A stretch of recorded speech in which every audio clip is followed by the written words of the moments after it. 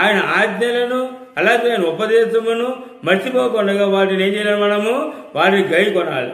రెండో చూసినట్లయితే కనుక ఈ భూమి మీద నువ్వు దీర్ఘాయుష్మంతులు జీవించాలంటే నీ తల్లిని తండ్రిని సన్మానించాలని వాకు చెప్తాను. ఈ రెండు కార్యాలు మనం చేద్దాం అనుకోండి, ఈ రెండు కార్యాలు మీరు చేశారు అనుకోండి, ఈ రెండు కార్యాలు మనం చేసినంత కాలము కూడా దేవుడు చేస్తాడంట, మనము జీవిత సంవత్సరం అధికమే చేస్తాడు ఆయన అక్కడ.